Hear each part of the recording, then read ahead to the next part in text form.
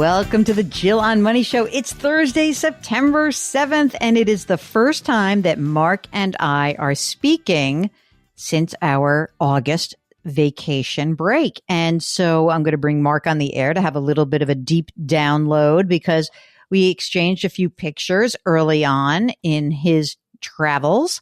And I just had the most relaxing, amazing break.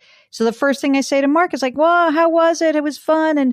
And then what did you tell me, Mark? What happened? I said it was going great until I got COVID.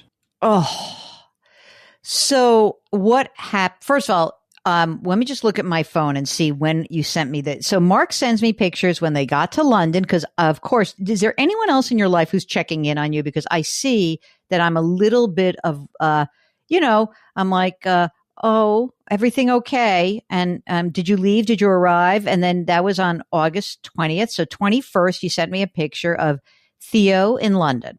Then that was August 21st. Then I, of course, sent you something from, that Peloton made a new low. And I said, all good there. And you said, yes, we're on the train to Paris. And then on August 26th, you sent me a bunch of pictures from Paris. So cute. By the way, Amanda looks fantastic in that picture. Then what happened? So that was August 26th. Yeah, I'm not sure of the exact dates or whatnot, but I would say as soon as we got to Paris, I started feeling, kind of just like run down. I thought I was just jet lagged and just tired, not getting a lot of rest with Theo and whatnot. It kind of just started to progress from there. My throat was a little scratchy. And so, again, I just didn't really think too much of it. The only thing I will say that I noticed is I just felt extremely, extremely tired. So this was basically the whole time we were in Paris. So, powered through and we did a lot and saw friends, went out to dinner and all that stuff. Little did I know. So then we got back to London. And I remember when we got to the train station to catch the train back to London, I was like desperate. I got to get some cough drops. So I was like running around the train station looking for cough drops. I got, finally got back to London. And then oddly enough, Amanda finds out that both of her parents back in New York got COVID. Oh, no. Yeah. So then I'm thinking, well, maybe I should just take a test because it's obviously it's going around. So we went and Amanda bought some tests. And sure enough, I tested and it was like right away. Like both lines just lit up right away like a Christmas tree. So that was kind of like the second half of the trip. So at that point, once I know I had it, I kind of had to lay low, right? They kind of went out and did their own thing. Thankfully, neither of them got it. But I will say, I had COVID last year. It was awful. It sucked. This year, it was really like a minor cold. It was not too bad. Okay. I mean, that's better at least, right? I mean, at least for worst case, not so horrible, right? I guess that if we never had COVID, you would have just been comporting yourself like, hey, I have a cold. And I feel bad, but you would have just kept going, right? That's what I said to Amanda. I said, had I never heard of COVID, I would have just said, I have a little bit of a cold. All right. Well, at least you didn't suffer too much and you were responsible. And so now you've tested negative. You're all set. Yeah, yesterday was the first day I tested negative. Tested again today just to make sure it was negative again. So I think I'm good. All right. Well, I had a little COVID scare myself, which was, but I knew that, I had the sense it wasn't COVID. And here's why. So last week I did a couple of awesome bike rides.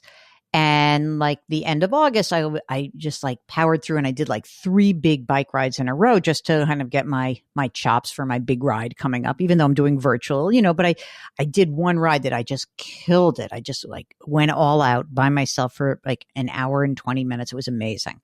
And I came back and the next day I did sort of a lighter ride and the next day was okay. But I was that night I had a very dry cough. Right at the middle of the night. So I felt okay during the day, dry cough in the middle of the night. I'm like, oh my God, I have COVID. I take a test. No, negative. And I'm like, oh, well, I kind of know it. Then I call my doctor the next morning and she's like, you know what? Maybe you have COVID. Maybe it's not showing. I said, I don't think so. I've ridden basically 90 miles in 3 days. I don't think you do that when you have COVID. She says, maybe you have some sort of allergy, asthmatic thing, something's going on. So she changed my inhaler, gave me some other medication. I just did it and never tested positive.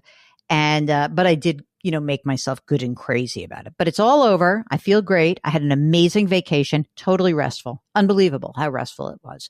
In fact, so much so that we came back a day early because we were like, let's just get settled in the city. And of course, it was like 900 degrees on Labor Day itself in New York City. But we had a very good day to just kind of settle in, do some laundry, chill out. And it was great. And so now I'm feeling good, Mark, and I hope that you are as well. I will say we did get, you just mentioned the weather here in New York. It's brutally hot right now. We got very, very lucky, especially, being in Europe in August, both places. I think maybe one day it touched 80, but otherwise in both cities, Paris and London, it was 70s and 60s. You know what I noticed? When I was looking at your pictures, I literally said to Jackie, I'm like, they're wearing jackets. She's like, oh my God, that's amazing. Isn't it weird? It's so mercurial. You just don't know what to count on these days. Good thing you're not at Burning Man. That's all I can say. You didn't get stuck in the mud. Nor will I ever be. Yeah, I would definitely agree with that on my front as well. All right. So also while we were gone, not a lot of financial news, actually. There was a jobs report that came out. It was, as expected. I was sort of on alert, because I had said to CBS, well, if it's something weird, I'm around, but if not, don't call me, right? So it was really pretty good in terms of not a lot going on. Yes, interest rates are still high. Mortgage rates did go and make a brand new 20-year high. Those mortgage rates, I don't know. People are going to have to be very patient on their purchases.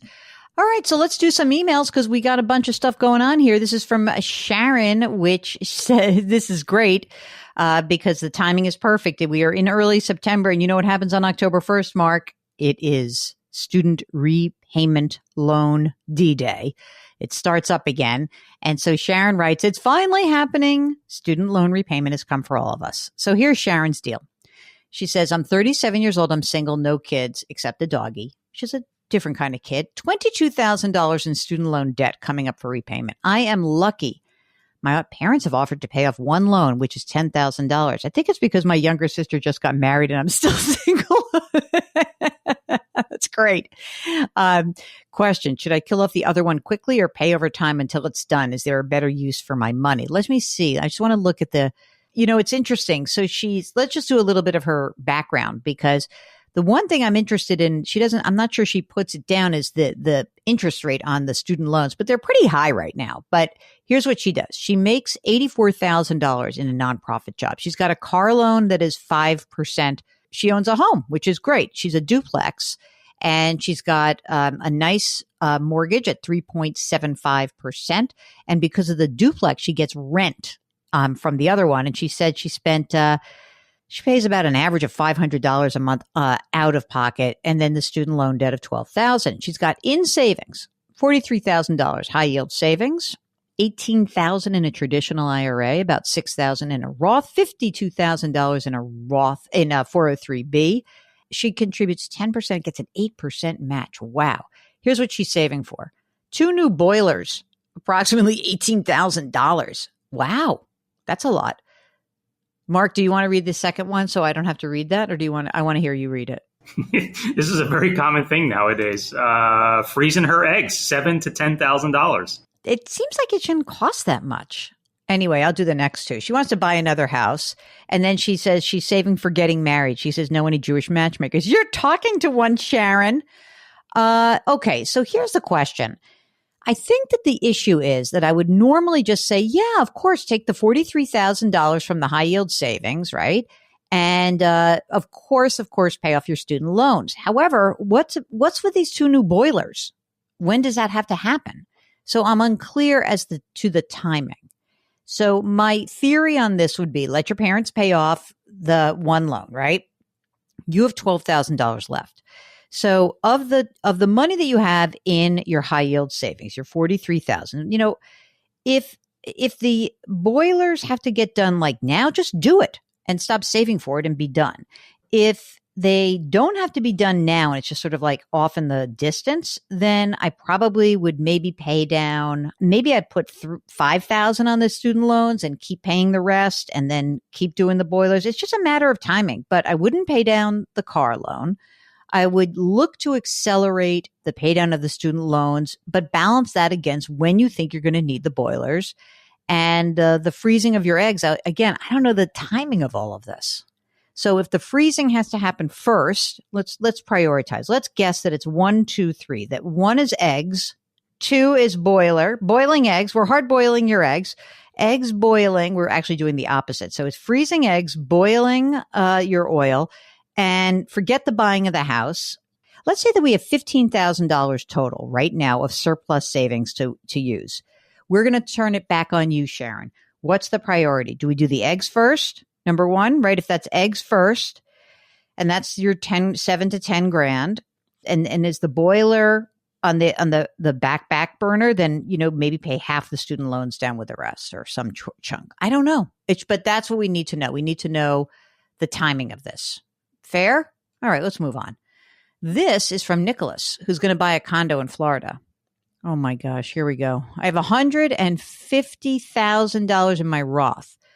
You see, I have to read this very carefully because I thought it was 1.5 million. I was excited. $150,000 in my 401k. What's the best way to pay for the condo? It's $100,000. Should I take a home equity loan at 8% interest? I don't have a mortgage because my house is paid off. Oh, Nicholas. Do we need this condo? Why? Did you notice, by the way, that Nicholas writes in, I'm going to buy a condo in Florida. Why? Why are we buying this condo? Your house is paid off. Do you want to move to Florida? Do you want to sell your house and then buy the condo? That sounds like a good idea. You don't have that much money, Nicholas. I don't know what else is going on. I need more information.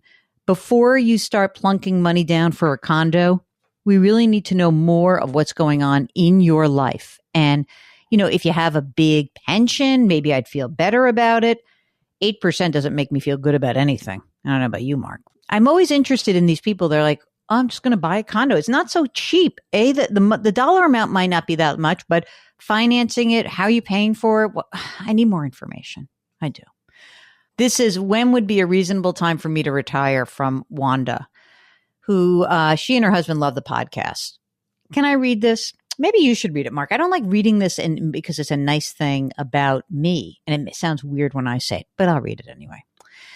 I love your podcast and how you are so down to earth. That's me. Care about your listeners' financial situations and provide sound advice. Thank you. We're hoping that you and Mark can help us with this situation. Husband just turned 65 and has been retired for 4 years. And she's 67. She's still working. When should she retire? He wants to be at the end of the year. The house is paid off and valued at $480,000. The cars are paid off, no debt. And their annual property taxes, blah, blah, blah, blah, blah. Okay. Mark, do you want to give the grand total of their asset value? I believe what I saw, I'm not looking at it right now, but I believe it was around $9 million. $9.1 million. Okay. Let's go to her questions. I'm going to get so much. I have to be honest to tell you that I'm just going to get so much hate mail on this. Will we have enough to support our lifestyle for the rest of our lives? Yes. She's worried about the tax burden when they're taking their required minimum distributions and health insurance. Should we be converting IRAs to Roth IRAs? Now, they're going to take Social Security at 70 for both of them. Their RMDs are going to be 17 monthly income before RMDs is $17,000 a month, Mark. How about that? Yeah. So listen, before you start taking distributions, I would convert a little bit at a time. I mean, you're still in the 24% tax bracket, so I would do that. Financial advisors want us to consolidate everything to their company. But we feel more comfortable not having assets in one company. What do you think? Well, the pitfall of doing it as just sort of scattered all over the place is that it's a pain in the neck to manage. But if you have no problem managing it and you like spreadsheets and you like to do that, that's great.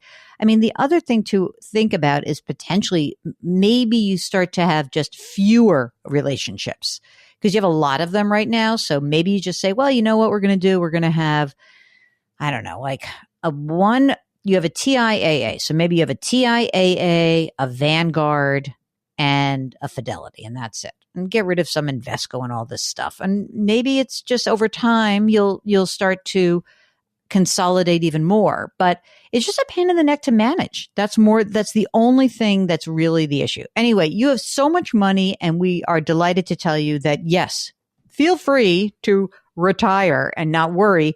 In fact, retire now so that you can start converting your traditional IRAs into Roth IRAs before you pop up into new tax brackets. So that's it. That is it for the program. Mark, do you feel good about the first show back? Very good. It's, I was thinking we took such a long break and we exchanged a couple text messages, but we didn't talk at all. I know. It's good though.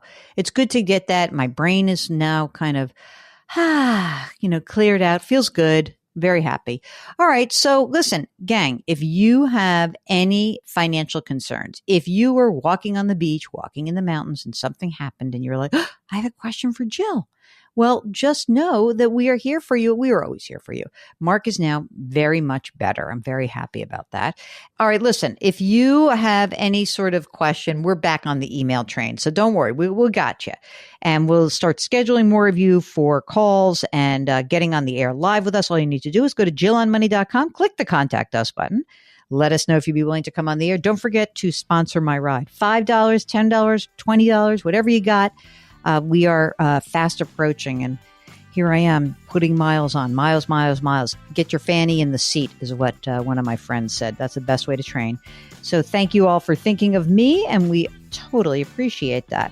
Don't forget, even now in Labor Day, post-Labor Day, be nice to each other. Really. People are a little have that weird way of getting back into their flow. Just, as someone said recently, the person on the other end of that phone call, of that Zoom, is probably just as stressed and harried as you are. So let's have a little compassion for one another and lift someone up. Change your work, change your wealth, change your life. Thank you for listening. We'll talk to you tomorrow.